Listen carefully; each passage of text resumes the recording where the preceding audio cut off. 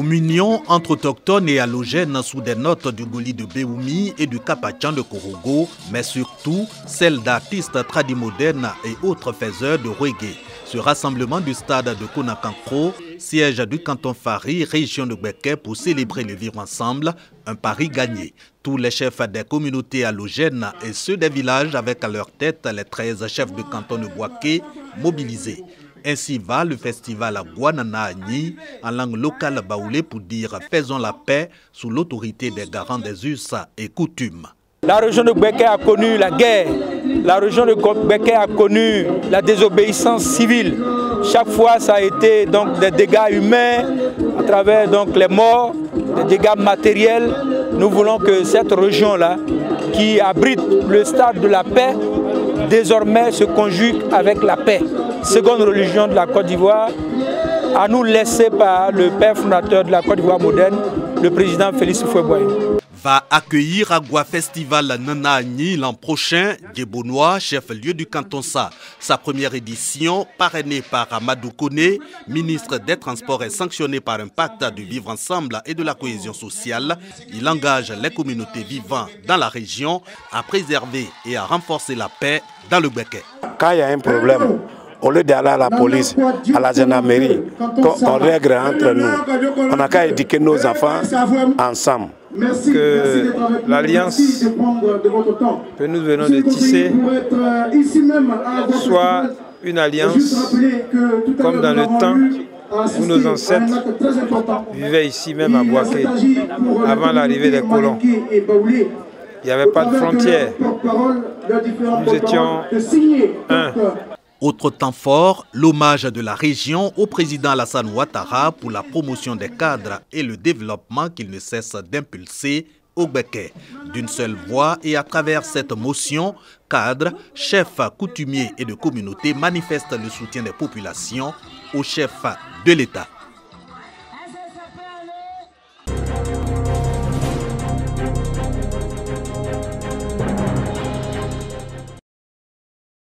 Lycée moderne de Tengrela, région de la Bagoué.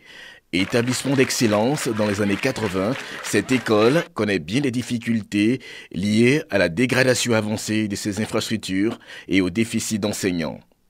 L'établissement est construit depuis 1978 et la plupart du matériel de l'établissement est vieillissant. Donc nous avons besoin vraiment d'une réhabilitation au niveau de l'établissement. Le challenge est grand. S'ajoute à cet état des faits le dysfonctionnement de la cantine. Concernant la cantine du lycée moderne de Tengrela, concernant même la structure, parce qu'il y a des bâtiments qui sont dégradés.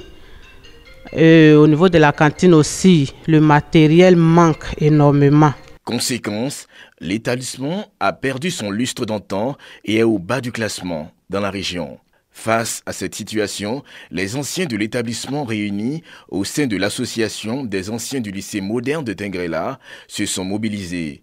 Une mobilisation marquée par une cérémonie de don de matériel didactique et d'équipements sportifs. Il s'agit d'une reconnaissance à l'établissement qui les a accueillis et assuré la base de leurs connaissances. Très souvent, nous attendons de l'État, mais je pense qu'à ce jour, l'État attend de nous aussi. Quand nous étions ici, ce lycée était un lycée d'excellence. Pour tous les élèves comme moi, qui sont quittés à Boaflé, à Daloa, à Danane, à Man, à Biakuma, que vous avez accueillis sur votre sol, je vous dis merci. Les populations ont salué ce retour aux sources. Cette visite des anciens du lycée moderne de Tengrela a satisfait la nouvelle génération qui voit en eux des repères pour leur réussite scolaire.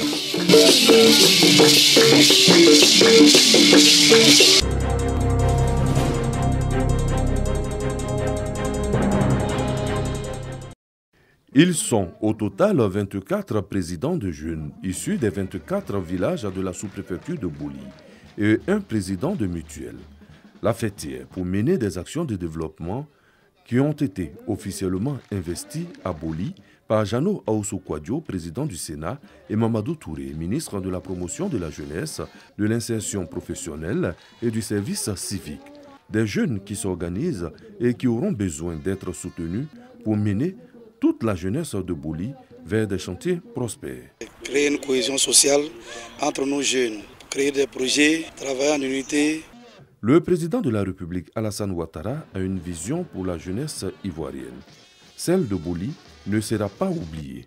Les autorités présentes n'ont pas omis d'inviter cette jeunesse à s'inscrire résolument dans la paix et la discipline. Nous avons pu donc aider ici dans le département de Didier Vie 347 personnes pour 80 50 000 francs CFA. Vous avez aussi exprimé des besoins en matériel, riziculture, motoculteur, et tout ça a été évalué donc à 20 millions de francs CFA. Alors je dis que les 20 millions de francs CFA sont accordés. Nous devons relever certains défis. Et le défi, c'est la cohésion en notre sein. Le défi, c'est la protection de la paix. Et un des défis majeurs, c'est notre entente. Venons avec Alassane Ouattara pour apporter le développement dans la région du Yangui. Cette cérémonie qui a mobilisé la population du département de Didier Vie a été une occasion pour le président du Sénat, Jano Aousso-Kouadio, de prôner la cohésion pour un développement harmonieux. À titre d'exemple, il a annoncé l'arrivée prochaine du bitume à Boli.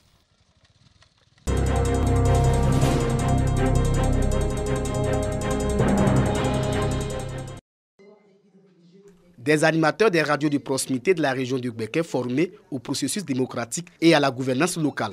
Cette initiative est du réseau des femmes journalistes et des professionnels de la communication de Côte d'Ivoire, en partenariat avec la Deutsche Welle Academy, DWA, et la coopération allemande. Les membres du réseau renforcent les connaissances des acteurs des médias pour être les relais de la gestion locale. Nous sommes embarqués dans le cadre de la mise en œuvre de notre projet qui est soutenu par la Deutsche Welle Academy et la coopération allemande, qui est celui de la mise en place d'espaces de débat public et de débat radiophonique dans le cadre de la construction de dialogue inclusif entre les communautés, entre les acteurs de la société et tous les membres donc, de notre communauté humaine. C'est surtout pour parler de ce qu'on appelle le débat public. Le débat public qui est un espace de démocratisation de la parole, mais aussi qui est un espace, un outil qu'on met entre les mains de tous les citoyens, au-delà et en dépit de leur statut social, pour prendre part aux affaires publiques et pour prendre part à la gestion politique. Kouroutoum Diomandé, deuxième adjointe au maire, salue cette formation qui, selon elle, va permettre aux participants d'exprimer leur opinion sur les questions sociales. Le thème choisi est un thème qui est d'actualité. On en a besoin à Boaki. Donc tous les acteurs qui vont s'y mettre pour faire une sensibilisation, pour faire des formations à ce niveau, il faut les encourager, surtout quand il s'agit des hommes de la presse. Une trentaine d'animateurs des radios de proximité venus de toute la région de Gbeke ont pris part à cet atelier.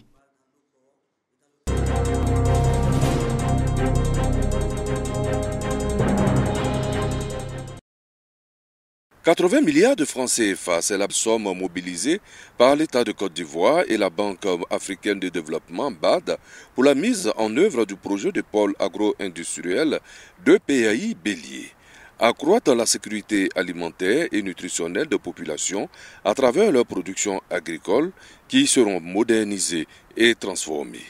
L'environnement rural n'est pas en reste. Écoles, centres de santé, eau, électricité, route, 5 années après le lancement, les choses avancent. On est pratiquement à 50% d'exécution du projet de PAI Bélier.